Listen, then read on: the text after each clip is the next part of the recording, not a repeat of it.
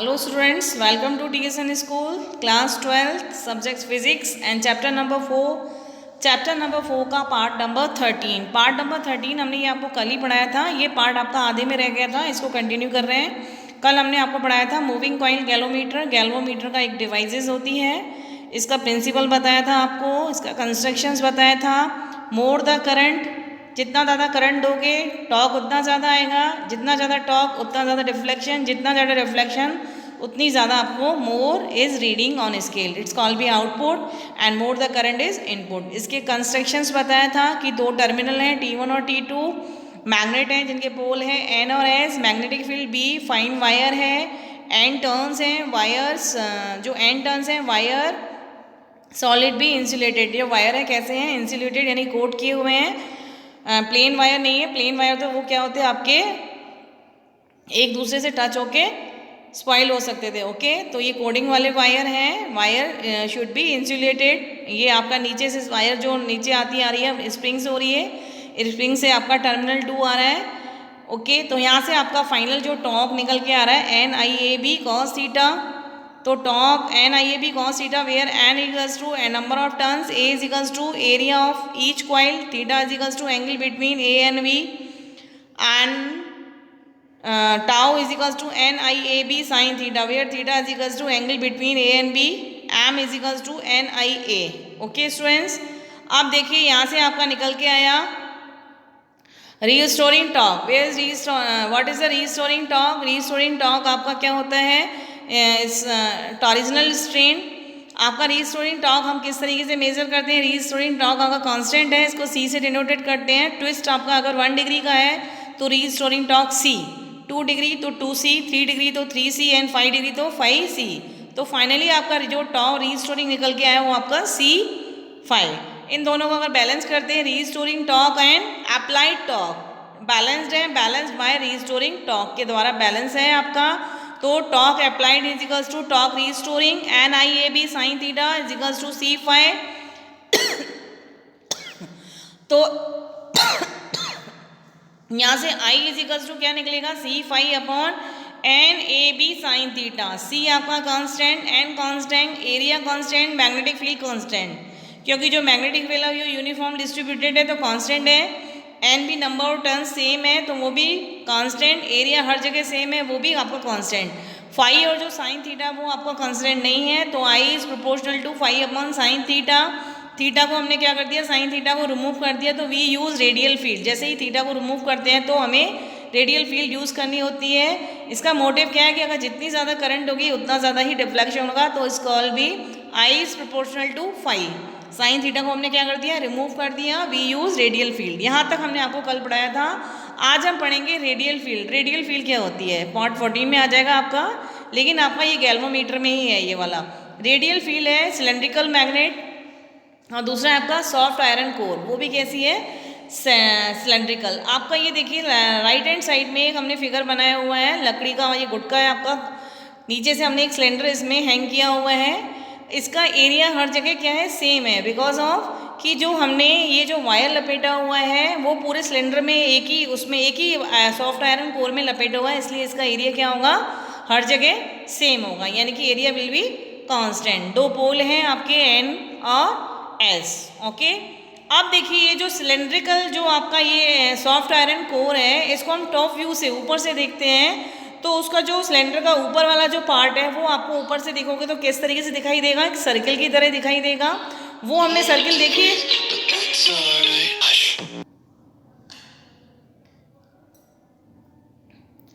तो ये देखिए आपका जो ऊपर से सिलेंडर हम देखेंगे, ऊपर से टॉप व्यू से देखेंगे तो वो आपका एक सर्कल की तरह दिखाई देगा. इस सर्कल को देखिए हमने लेफ्ट हैंड साइड में जो रेडियल फील्ड लिखा हुआ है इसके नीचे एक फिगर बना हुआ है tau is equals to NIAB. तो इसमें इस सर्कल को हमने रख दिया है. आपका इधर वायर है जिसका एरिया आपका हर जगह क्या है, सेम है, बिकॉज ऑफ जो सिलेंडर के सॉफ्ट आयरन कोर है उसके ऊपर जो हमने वायर लपेटा है वो एक ही सॉफ्ट आयरन कोर में लपेटा हुआ है, इसलिए एरिया क्या हो जाएगा, हर जगह सेम. टॉप व्यू से देखेंगे तो आपको इस सर्कल की तरह दिखाई देगा.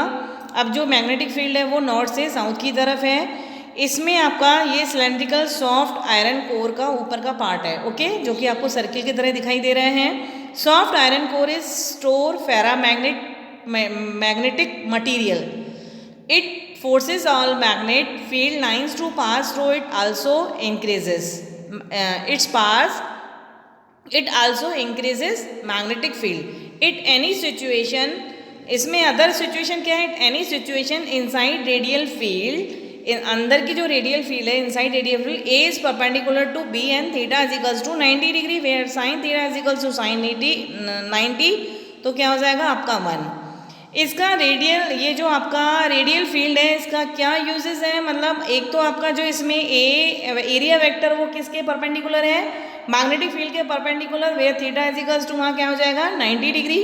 एंड अदर यूज क्या है? सो प्लेन ऑफ करंट, देखिए मिडिल में लिखा हुआ है so plane of current loop coil is always perpendicular to magnetic field, यानी कि थीटा इज इक्वल्स टू क्या हो जाएगा 90 डिग्री. रेडियल फील्ड के आपके टू यूजेस हैं, A is perpendicular to magnetic field.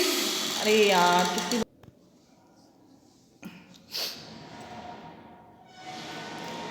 Okay students, तो आपका टू यूजेस क्या हो गए? So plane of current loop coil is always perpendicular to B, theta is equals to 90 degree. अब आपका आता है वहीं पे torque applied is equals to torque restoring, जो कि हम लास्ट में ही पढ़ चुके हैं. NIAB is equals to C phi. यहाँ से आई का वैल्यू फाइंड आउट करेंगे तो कितना निकलेगा? C/NAB phi. सी भी कांस्टेंट, एन भी कांस्टेंट, एरिया भी कांस्टेंट, मैग्नेटिक फील्ड भी कांस्टेंट, तो I is proportional to phi. जितना ज़्यादा करंट उतना ज़्यादा deflection, more current more deflection. Okay students, इसमें आई का वैल्यू आपको डायरेक्ट लर्न नहीं करना है. आई आप torque applied and torque restoring करके आई का वैल्यू वहाँ से निकाल सकते हो. अब हम पढ़ेंगे sensitivity of galvanometer. In uh sensitivity आप समझते हो, नाजुक. In a very small current shows large deflection. Small current में आपको क्या होता है? लार्ज डिफ्लेक्शन शोज होता है. करंट सेंसिटिविटी क्या होती है आपकी? Phi upon I. Current sensitivity is equals to phi upon I. वही आपका देखिए राइट हैंड साइड में torque applied is equals to torque restoring. Torque applied क्या है? NIAB is equals to C phi. यहाँ से फाई अपॉन आई का value find out करोगे तो क्या आएगा आपका? NAB अपॉन सी. तो आपका करंट सेंसिटिविटी क्या निकली? NAB अपॉन सी. ओके, आप देखिए सेंसिटिविटी को अगर हम इंक्रीज करते हैं तो आपको नंबर ऑफ टर्न्स इंक्रीज करने पड़ेंगे, एरिया भी इंक्रीज करना पड़ेगा, मैग्नेटिक फील्ड भी इंक्रीज करना पड़ेगा. एंड फोर्थ है आपका टॉर्क रीस्टोरिंग सी, इसको डिक्रीज करना पड़ेगा. इसके लिए आप क्या करोगे? Use phosphorus bronze quartz wire. Use phosphorus bronze quartz wire को यूज करोगे. ओके, अब आपका आता है वोल्टेज सेंसिटिविटी. इसको हम किसे डिनोट करते हैं? Phi upon V. V is equals to I R, where R is equals to resistance of coil.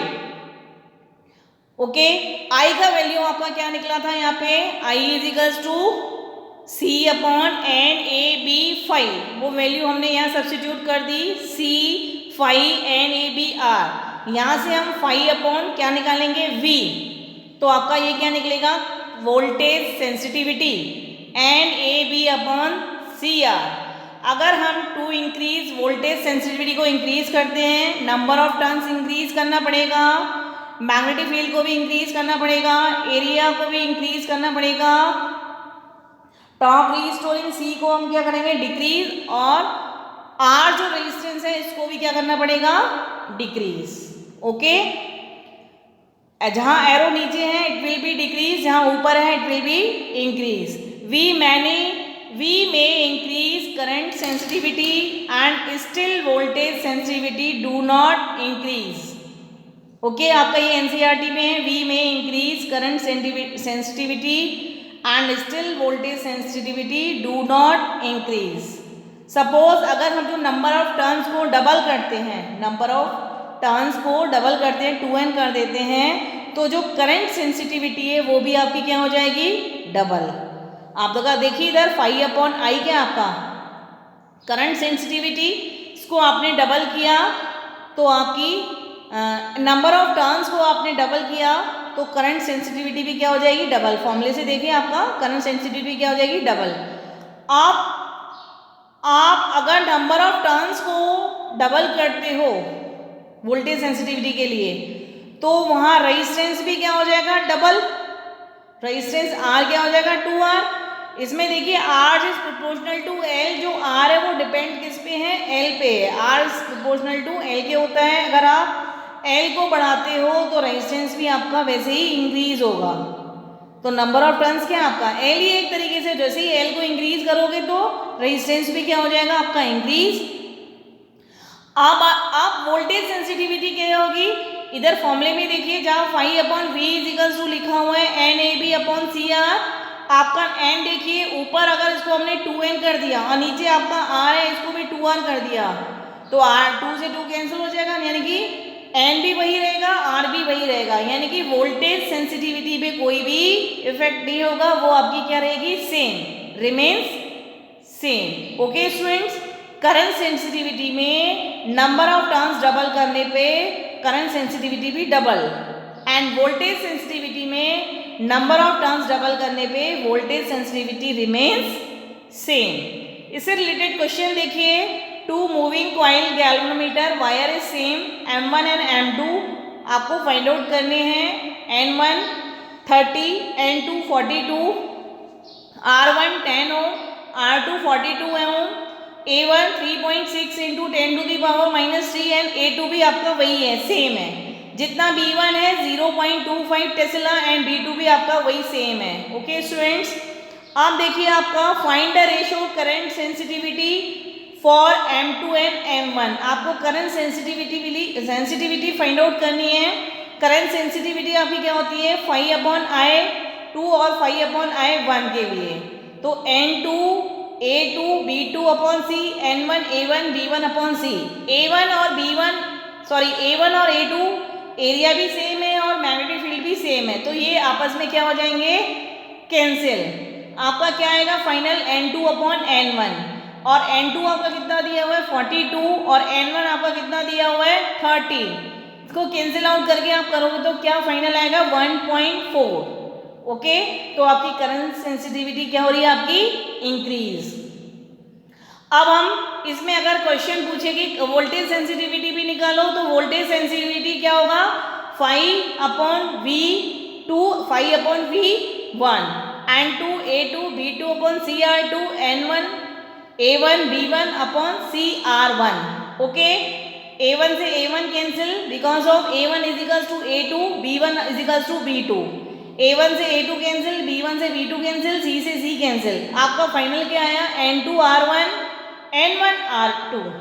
Okay, तो आपका इसमें वैल्यू सब्स्टिट्यूट करी हमने, N2 अपॉन N1 की 42 अपॉन 14 इंटू R1 आपका 10 है, R2 आपका 30 है।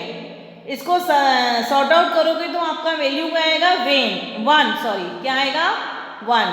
तो वोल्टेज सेंसिटिविटी पे आपका कोई भी इफेक्ट नहीं पड़ा, वोल्टेज सेंसिटिविटी आपकी सेम वही है, रिमेन सेम। नीचे हमने लिख रखा है करंट सेंसिटिविटी इंक्रीज, लेकिन बट वोल्टेज सेंसिटिविटी आपकी वही है। ओके स्टूडेंट्स, इस चैप्टर का यही ये एंड होता है, एंड ऑफ द चैप्टर। आपके 14 पार्ट्स हैं। लास्ट पार्ट आपका गैल्वेनोमीटर का था, जिसमें पार्ट नंबर 13 एंड 14 इंक्लूडेड है। ओके स्टूडेंट्स, इससे रिलेटेड मल्टीपल चॉइस क्वेश्चन आपको सेंड कर देंगे।